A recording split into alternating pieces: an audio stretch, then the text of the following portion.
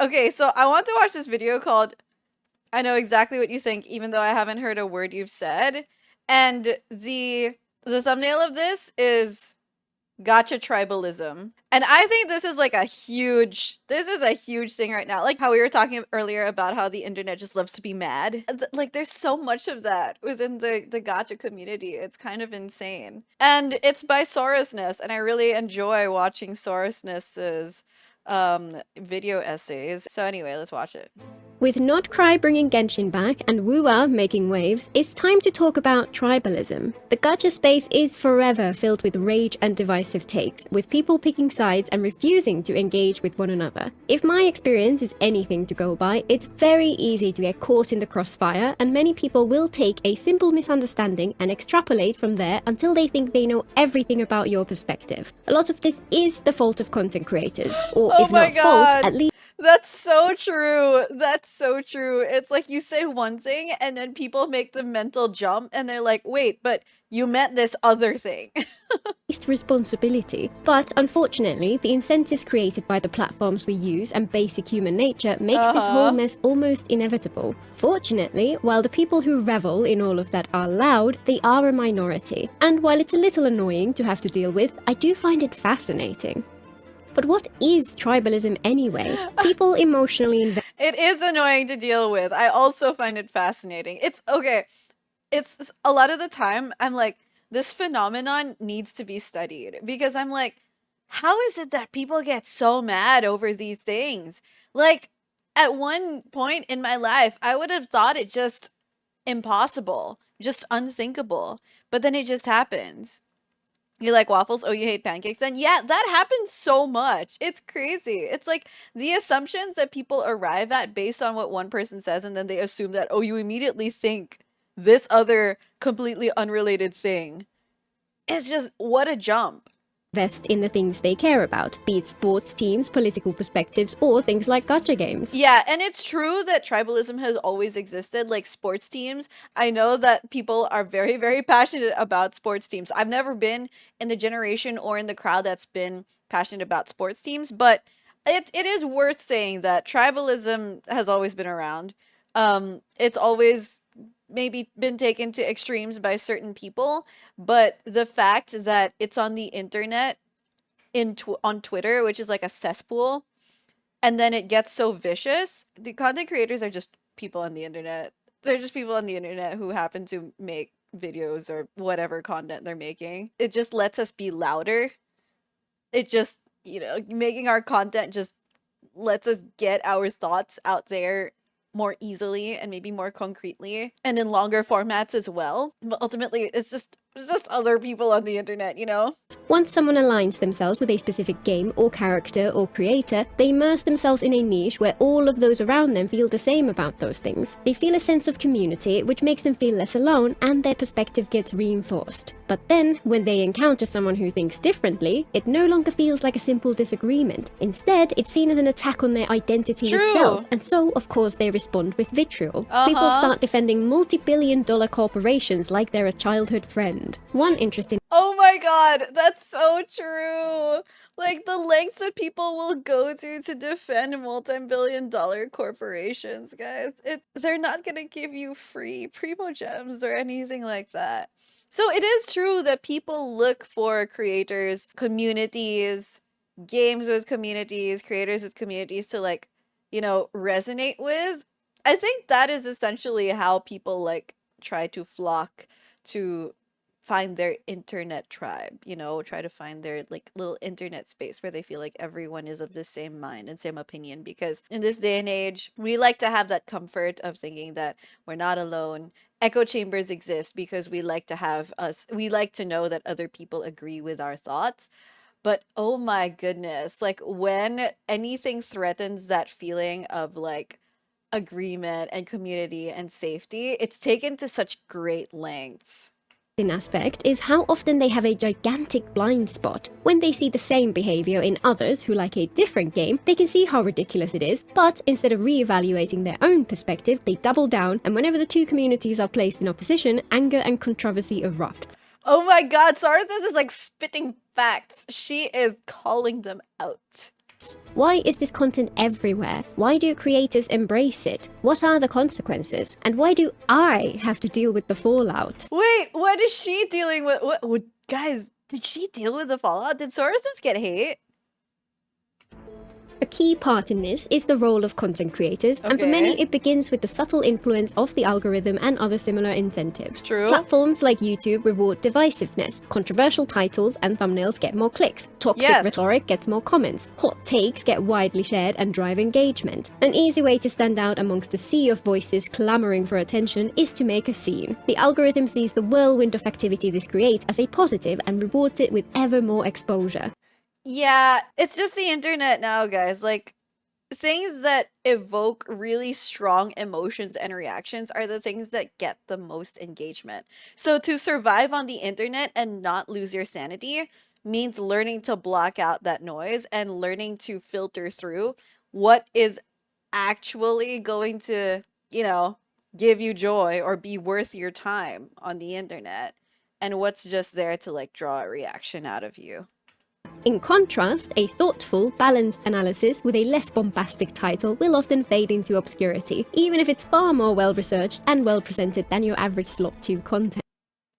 A lot of the time, that's how video essays end up. Like, the video essays, even though they're really good, they don't get a whole lot of views compared to, like, drama content or any other controversial content. Like, actually, Sorosness's videos, I find her video essays really good, but she should have, like, more views with the research and eloquence she has in these videos, actually.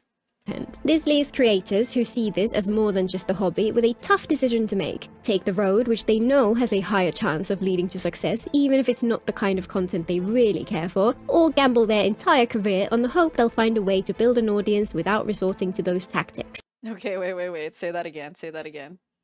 Say that again. This leaves creators who see this as more than just a hobby with a tough decision to make. Creators who see this as more than just a hobby with a tough decision to make. Take the road which they know has a higher chance of leading to success, even if it's not the kind of content they really care for, or gamble their entire career on the hope they'll find a way to build an audience without resorting to those tactics. She hit the nail on the head right there. I, myself, and a lot of the creators I know have stood at the crossroads of that dilemma several times. Several times, guys. Whenever a gacha game, like among gacha creators, right, within our gacha sphere, I'll just discuss that as our main reference because that's my experience. Within the gacha sphere, whenever the main content slows down, like whenever the game content slows down, creators kind of have to stand at the crossroads once more, like, is this it? Is my career going to die because the game I'm making content of is dying? Or am I going to do the thing where I talk about the game, even though the game is dying, or even though there's like nothing to do in the game, and then we just like talk about the game, make discussions, and then make controversies, make drama, or whatever. It happens a lot. But this is just such a real thing that she mentioned, and I do think that there is a pretty happy balance between it. There is a balance that can be struck between it, but it's just that as she's saying in this little bit, or gamble their entire career on the hope they'll find a way to build an audience without resorting to those tactics. On the hope they'll find a way to build an audience without resorting to those tactics. It's hard. It's hard to build an audience without resorting to those tactics because YouTube is so saturated. There's already so much good content out there, whether it's video essays or guides or creative game videos or comedy game videos or anything in between. You really need to be good at what you do in order to stand out from the crowd. It takes a very long time. It takes luck. It takes timing. There's a lot of factors involved.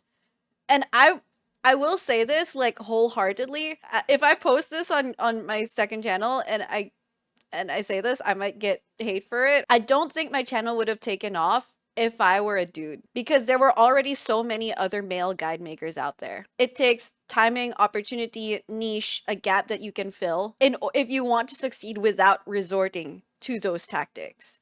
There are so many factors involved. I know that my guides were high quality, that they delivered information, But guys, there were already so many other guides that were high quality and delivered good information. It was just already saturated, and I presented something different.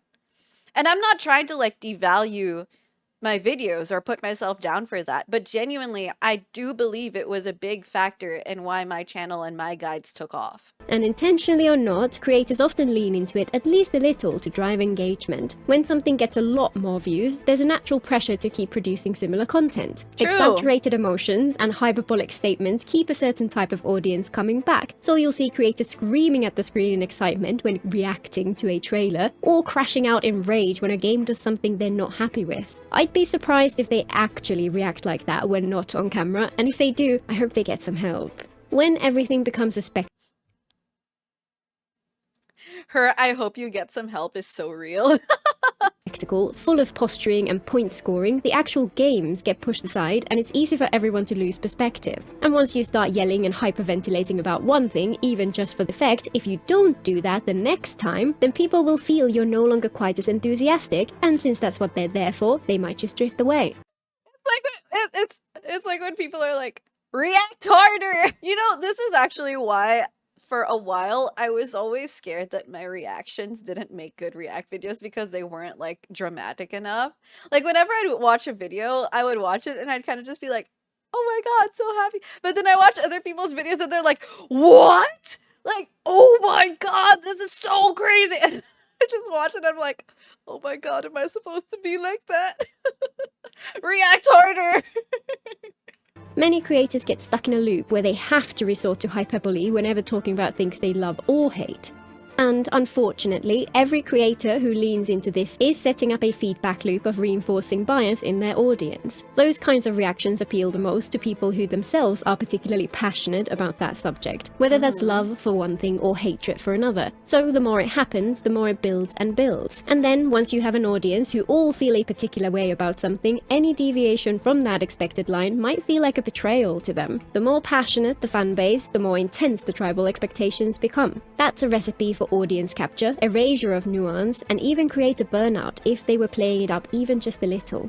And I think the consequences of that point bear much greater emphasis. There are many different reasons people create content: to entertain, to connect with others, to help people play smarter, to share passion for the things they enjoy, to think critically and spark interesting conversations, or, of course, just to chase success. Tribalism inflames some of these motivations while suppressing others. Yeah. Many find it entertaining, and it can create a sense of belonging and bring the creator that success. But building an audience around it reinforces those perverse incentives even further and leaves you with less scope to engage in more nuanced discussions. And as many creators discover, even if you go ahead and make that content anyway, some people in your comments will tell you in no uncertain terms that they don't appreciate you stepping out of the space you created for yourself.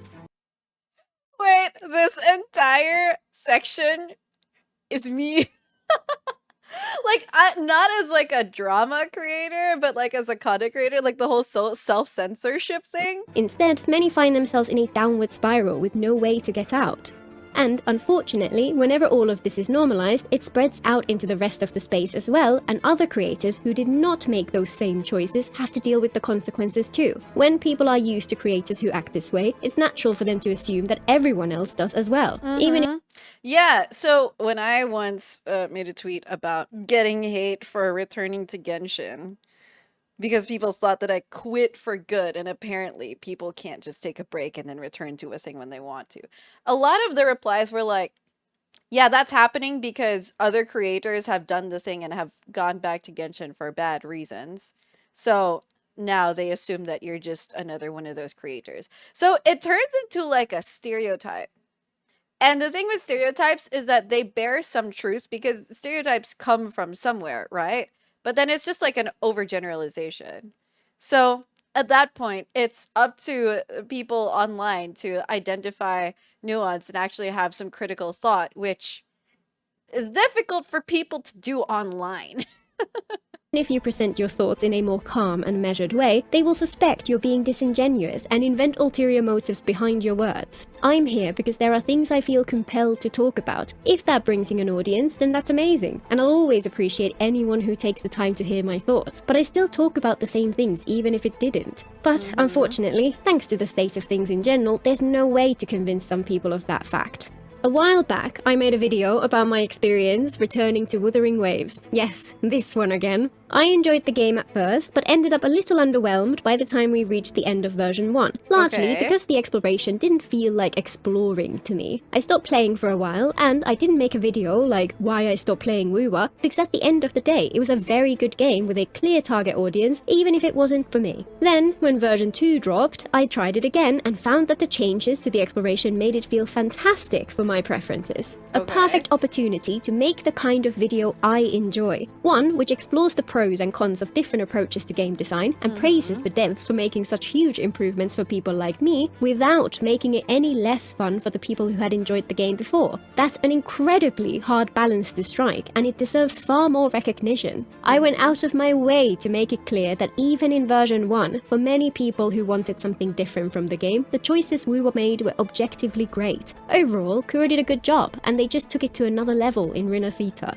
I made 2 mistakes in that video. The first was assuming people would understand. The script I wrote was over 12. Oh my god, Sourceless is on fire in this video. Oh my goodness. I have not heard her be this, like, brusque. This blunt. I've watched a lot of her videos, guys. She's like mad.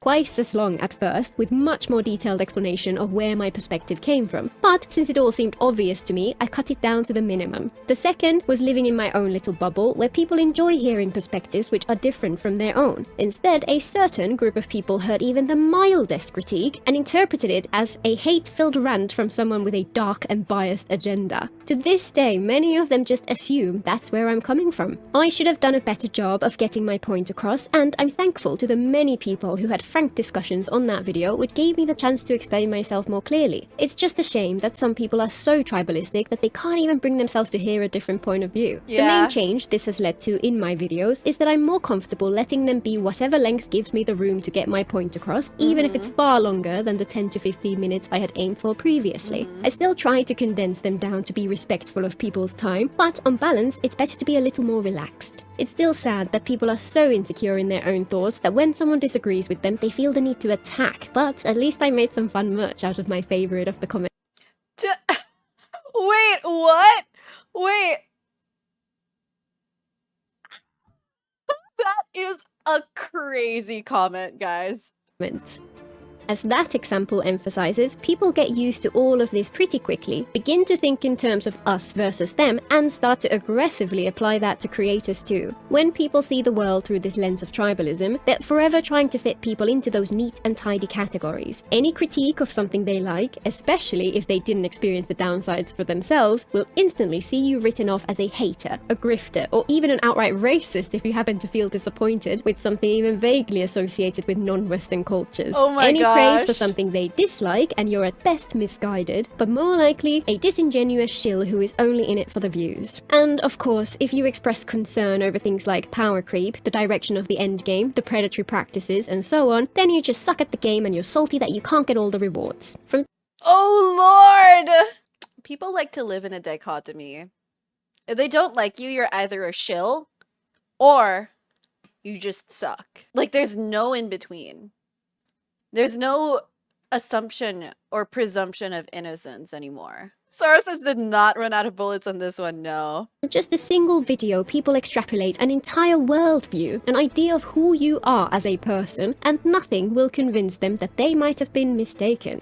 And the moment they have that in mind, either from some past encounter or just because their echo chamber said so, they'll remain forever convinced that they are right. Instead of engaging with a discussion like most people would, and saying things like, I disagree with your take because, they come in with heated arguments against the thing they think you said, even if they haven't watched the video at all, and often do not even have the slightest clue what you actually talked about. One of the most important skills in life is the ability to listen and to learn. Nobody knows everything. Nobody is right 100% of the time, and there is no such thing as objective fact when you're talking about opinions on a video game. Anyone who claims to that is being disingenuous or is locked into their own personal echo chamber. For anyone who does this, just know you're missing out. Those of us who can handle differences of opinion have much richer and more nuanced experience with the games we play because we get to hear how other people felt about it too. And it does make you wonder what the end game of these people is. Do they want the new Yeah. people to the game to feel afraid of sharing? Okay, that's kind of what gets me. It's like, wouldn't you want, if you really love a game, wouldn't you be the type of person that wants to make new players feel welcome in the community? And if so, are you sure your actions reflect that? The worst part is that the same people she's talking about will never bother to watch this because they think they're always right. I think the worst part is that the people will watch people will watch this and they won't know it's about them. Everyone who's on the internet can say that the internet is stupid. Like, people on the internet is stupid. But not everyone is going to be able to identify in a situation that they themselves are the ones being stupid. I'm not going to be immune to that. I might have moments of stupidity. I have moments of thirst, and there's nothing wrong with that, but I might have moments of stupidity. I might get called out for it, and I might feel like self-defensive. I might feel defensive about it. I'll feel like, no, you guys are like wrong for dogpiling on me, which dogpiling is an entirely different problem. But like, it takes a very big person to realize when they're in the wrong and when they're being stupid. I mean, we don't like it when our reality is threatened, right? Especially by another person, because in people's minds, another person is like free game. Another person is like, you can attack them. It's not going to have consequences on you on the internet. Their perspective since they know they might just get attacked for disagreeing? Do they want videos filled with more caveats than content? Do they want any strong opinions to just be left unsaid? Do they want creators to lie to them and hide their true perspective out of fear of getting hate? Or do they really want a world where the moment someone isn't completely ecstatic with a game, they have to stop talking about it at all? Because I have news for them, no game is perfect. If that's the bar we have to pass, then nobody would ever talk about anything. Personally, I look at content creators who analyze films, TV, books, and so on, and wish more of the gaming sphere would follow that blueprint. Over there, people analyze what makes films tick, what makes the best successful, what flaws made others fail to reach their full potential. It's fascinating, and every time I'm left with a deeper appreciation for the art, even if I disagreed with a creator's perspective. Those are the videos I try to create, and one of my favorite things is seeing comments which start with "thanks for sharing your perspective," even though I completely disagree. Thankfully, it's seems like only a minority, even in the gaming sphere, are die-hard tribes people. So many people are open, engaged, and have such interesting things to say which bring new understanding to the conversation. The tribes people often feel louder, but in my comments at least, the ones who want to explore ideas together are much more prevalent. And one aspect of this tribalism which I'm actually in two minds about is the way people reject creators who wish to return to games they used to love. The reason I'm in two minds about this Oh, we're getting there. We're getting there, guys. This is all right. Is that there are Excited. undeniably creators who deliberately stoke the flames in the hopes of getting views, and these creators can genuinely make a community fall apart. When they move on to a different game, it can feel like a relief, because when the toxicity is gone, those who stick around have far more space to have nuanced discussions. But at the same time, many others get lumped in with this as well. Even creators who have always been constructive get this treatment, even if they barely shared why they moved on to something else in the first place. If they were to return, it would be a net positive to the space, yet people treat them just the same. And there are those in the middle too, people who criticize out of genuine love for the game, and maybe lean into the hyperbole because that's what drives the algorithm. It's kind of sad, but it feels like that might be the price you agree to pay when you make those kinds of choices. I'm all for giving people second chances, but I understand those who feel that bridges have been burned. I guess it just depends how far they took it and how honest they were along the way. The people in my comments who fall the most into tribalism regularly devolve into pure comedy, to the point where I could half believe that they were legitimately joking. For example, ever since that video about Renacita, which I mentioned earlier, there have been a handful of people who like to comment on every Weaver video I make, and oh my god, that's actually real. That's actually real, that you will have returning commenters who just decide they dislike you so much that they're going to bother you under every video. There are genuinely people on the internet, whether they're commenters or Twitter or people on Twitter, who will take time out of their day to comment under your post or comment under your video because they don't like you. At that point, it's just like, thank you for the consistent engagement. to assume I'm making some unfounded criticism, even when it's the polar opposite of what my video actually says. The comments which made me want to finally make this video were from a week or two ago when I made a video speculating about Frolova. She's a prominent antagonist who had been in the story from the beginning, who was about to become playable. For a long time, I had wanted to talk about the disappointing pattern across gachas in general, where antagonists have their misdeeds wiped away, and this was the perfect opportunity. The video explores where people's concerns came from, why antagonists and villains are so important to stories, why I disagree with the idea that evil doesn't sell, and then covers our past encounters with Frolova and the 3 paths they could have taken with her. Keep her as a pure villain, add context but keep her towards the darker end of moral grey, or turn her into an uwu doppelganger. Obviously, I wanted the first or second, and I had faith that Kuro would deliver. As I said in the video, I felt the middle option was most likely. And as I'll cover in more detail in my next video, they did a fantastic job with her story, and she's a shining example of what I want from an antagonist in any game. Cool. My original video was correct on every point, and yet the Okay, guys, for context, I don't play WoA, but I've heard a lot about the Frolova stuff. I've asked my WoA playing friends to tell me the summary of the Frolova stuff. Honestly, it sounded really interesting. The moment they played Frolova's story, these commenters piled into my video and said my take had aged like milk. Apparently, I wonder how they'll handle this, and hope they'll go with option B is a bad take, especially when they do indeed go with option B. It's wild to me that people will so confidently leave a public comment on something they so clearly know nothing about. While I enjoy the entertainment that comes from Wait. Did you have no content to create from Genshin? Did Daddy Hoyo not give you an inspiration? Also, your video aged like milk within 6 days. Should have played the story before doing something like this. on something they so clearly know nothing about. While I enjoy the entertainment that comes from having these bizarre takes in my comments, I can't help but feel sad for these people, who probably miss out on so many interesting discussions because of their myopia. And in the interests of balance, it's important to note that while my 2 examples so far have focused on Wuthering waves, it's just as prevalent in other communities as well. My takes on Natlan, for example. Again, I always take pains to emphasize that my perspective is just that, one person's view on the experience and far from objective truth. Many people had a different experience, and I've had many enlightening discussions with them which helped me appreciate the story in ways. Okay, this is something that gets really difficult. Like when you create content, when you're sharing your perspective, people watch it and they don't feel like they're watching someone else's perspective. They feel like they're watching a public service announcement that they feel the need to like riot at in their form of disagreement. Anyone can turn their perspective into a video, right? It's just that these people with YouTube channels, like these content creators, we're the ones who turn them into videos. They're just perspectives and opinions and just that. But then once they turn into a video, I don't know, like it's certain types of people like to treat it like a public service announcement, and then they're like, no, this is the worst public service announcement ever, you should take that back, and like never speak again. People think of it as fact, like they think of it as a proclamation, and it's just like it's never really just that.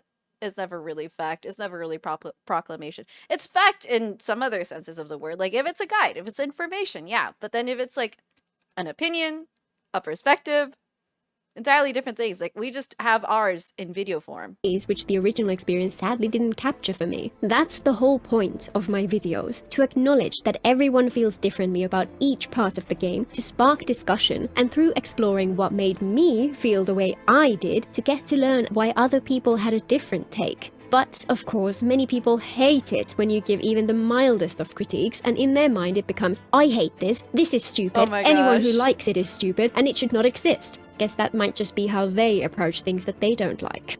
I just posted a video where I tried to explore why I personally had such a different reaction to the upcoming Not Cry character designs compared to the ones from Natlan. I leaned on my background in design and focused on the part that matters at this point given how little we know about Not Cry. The visuals, the aesthetics, the vibes. All highly subjective, which I made clear from start to finish, and many people said they had the same experience. Other commenters pointed to the lore as the justification for the way Hoyo handled Natlan, but frankly, lore explains why things might be the way they are, but that doesn't change the experience of how people felt towards the designs at first. One comes before the other, and the more disjointed the first impressions are, the more the lore and story would have to fix in order for things to feel coherent by the end. For me, yeah, I mean, reason, or rather intention versus execution, two different things. If something is executed like not great, or if someone dislikes the execution of a thing, understanding the intention doesn't change the fact that they didn't like how a thing was executed. She's going off, she is going off. Many of us, it simply did not bridge that gap, and even that's beside the point. The video was not an attempt to gather evidence and present an argument. It was not about right or wrong at all. It was an observation that lots of people feel a similar way about these things, and an exploration of where those feelings come from. But while those commenters got their hackles raised and ended up missing the point I was trying to make, their perspective on the game itself is perfectly valid, and at least they engaged in the discussion. True. Meanwhile, the ones who really missed the boat were those who interpret criticism of anything related to Natlan as outright racism. Yeah. Oh, not the outright racism just because you didn't like Natlan. That is classic. Nodcry feels like Genshin because you're racist, actually. Because people are racist, end of story. Over 1,000 comments, I saw one person who was an actual bigot, and they're not welcome here. Wait, what? The one person who was an actual bigot. Natlan just has too many brown cultures, and I hate brown people. And I also hate it when they're not conservative with their designs. Whoa, whoa, whoa. Oh my god, goodbye. Accusing people of racism because they felt a video game's aesthetics were incohesive is utterly unhinged. People on both sides of that whole Natlan debate fall prey to this same tribalism. I've seen some people who agreed with my perspective but spent their time bashing those who like Natlan's designs. That's just as disappointing as the behavior of those who bash people for disliking them. If you find yourself on the verge of giving in to that temptation, it's worth taking a step back and maybe think about it for an hour or two before you go ahead and reply.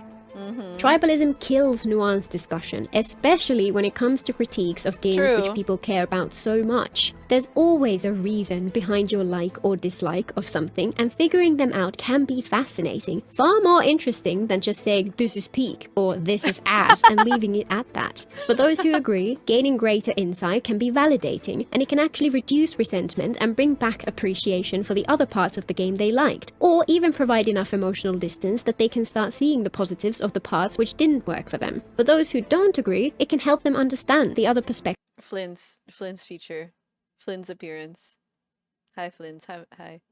On that point, and maybe spark discussion which lets them share their love for it in a way which might help others see the positives at last. While the echo chambers are loud, they really are a tiny minority of the community at large. In case anyone skipped to the end, here's your too long didn't watch, woman. Until next time. Here's your too long didn't watch, woman. Now this is great. This is a great video. This is so funny. Guys, please go give Saurusness some support and like this video. Peak. Everyone on the internet likes to call out other people on the internet, right? I'm not immune to that. I'm one of those people. As a person on the internet, I like to call out people on the internet. I do appreciate Saurusness for doing it so eloquently. That is definitely her specialty, you know. She breaks it down as well as she can, eloquently and articulately. I appreciate her for that. Because when you're able to break some, as she said, instead of just saying this was peak or this was ass, actually being able to break down the reasons behind a thing and engage in critical thought and discussion and nuance, those are the things you can appreciate about a person. Okay, that shows that this person is using their brain, right? Because it's so easy to enjoy a story and then you're like, yeah, I loved it, end of story. Or enjoy a quest or enjoy a game and it's like, yeah, I loved it, end of story. And sure, there is space for that. And I think that genuinely, if we just talked about things that we liked more often on the internet, that would be great. However, in this case of tribalism and nuance being lost, there are a lot of cases where people don't really explore underlying reasons for things when they should, or when it's more necessary to, or when in general it would just help the situation if they did. There is the other side of it where it's like, you want to be on the internet so that you don't have to think. Like, you want to tune out of the rest of the world because the rest of the world demands you to think, and the rest of the world is like sad and makes you tired. But also, if all you're doing on the internet is like attacking people for very like silly reasons, is that really what you want to be doing with your free time? You can choose to ignore the noise, ignore what you don't like, and ultimately that's just going to be the better way to exist on the internet, ignoring what you don't like and just engaging with what you do like. But also, do no harm. Please don't attack people on the internet.